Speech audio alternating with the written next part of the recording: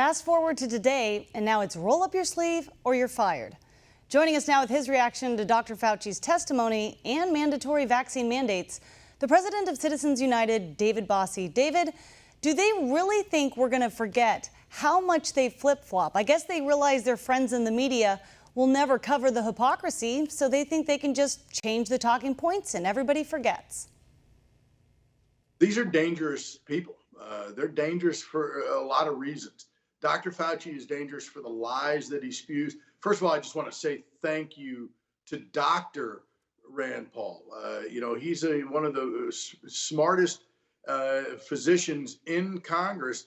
And so they're dealing with somebody who knows a little bit about this, having gone to medical school and practiced. So they can't get over on him. And his tenacity is one of the only reasons that we're getting any of the answers that we are today.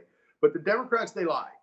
They lied about they lied about the creation of the vaccine. They lie about wanting to take the vaccine. They lie. And they tell everybody that nurses and doctors and firemen and police officers are heroes 1 minute for helping those with COVID for the last 18 months. But today, you lose your job and you're no longer a hero because you refuse their mandate. And it is a dangerous, slippery slope towards a loss of our freedom, towards a loss of our liberty that, I personally am vaccinated. I believe in the vaccine, but I'm not for mandating it. I think that people should be able to make their own choices like I did. Exactly. This is not about a vaccine mandate. It's not about the vaccine part of it. It's about the mandate part of it. This is what the Democrats wanted, though. Last year, before there was a vaccine, they could all enjoy the lockdowns. That was their one tool of control that they could use. But now that they're in charge of the vaccine distribution, of course, they want us to forget that it was President Trump who got it done, got Operation Warp Speed, getting it ready to go.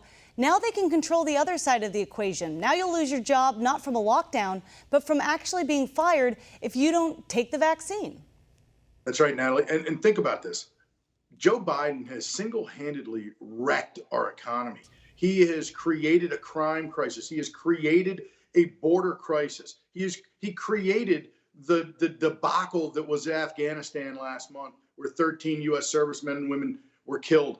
This person is quite honestly dangerous to America at this point. In all of the things that he has done, he didn't inherit these problems. He created them.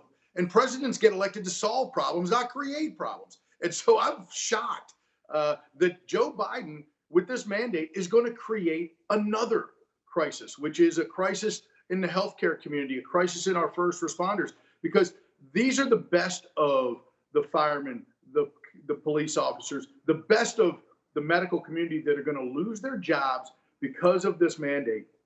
Those are the people we can't afford to lose. So people with COVID won't be able to get the care because of a mandate. This is outrageous. And Americans should stand up and fight this, whether you've been vaccinated or not. We are still Americans living in a free America. Exactly. And when you think of what this is going to do to our economy, it's amazing how they never try to fix something. Once there's a problem, you think you'd fix the problem, then create a new one. They just create problem after problem.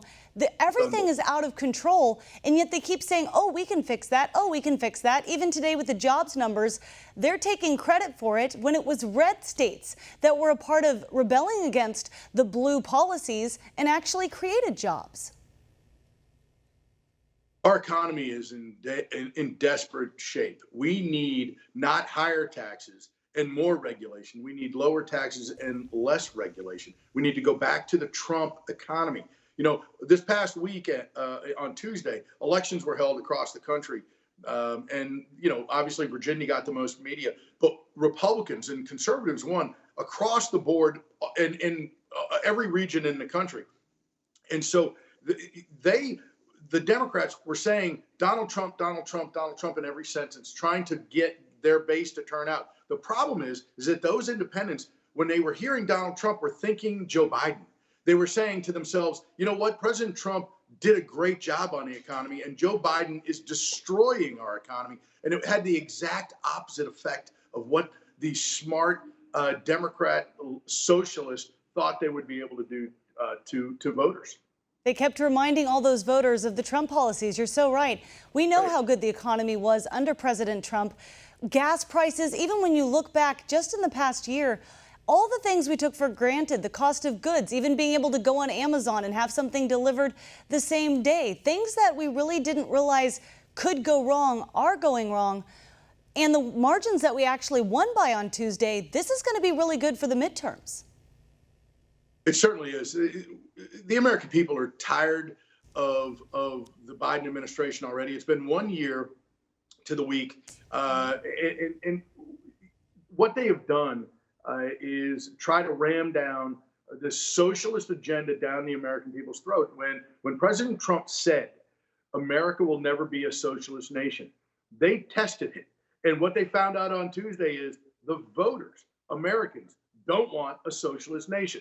And what does Nancy Pelosi do in response? She doubles down. Exactly. She triples down. She said, no, you know what?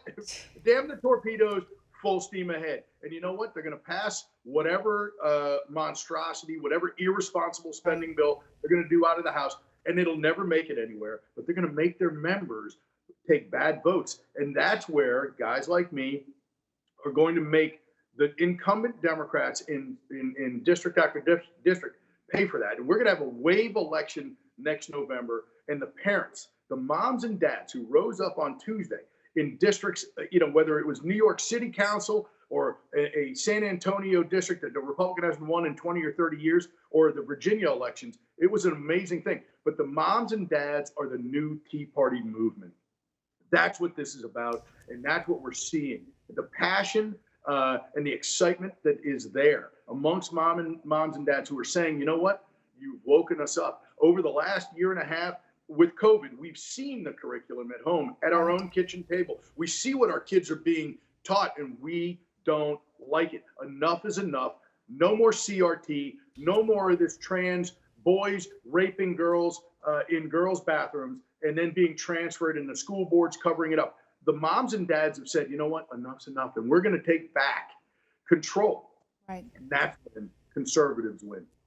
Democrats know they're running out of time. That's why they're, I guess, so desperate at this point. You think they'd learn and change course, but they don't. They're just going to try to ram through as much of this agenda as they can. But David, thank you for the work you're doing to try to stop it. And again, we can't wait for the midterms. We know it's going to be big. Thanks for having me. Appreciate it. God bless you. We'll see you soon.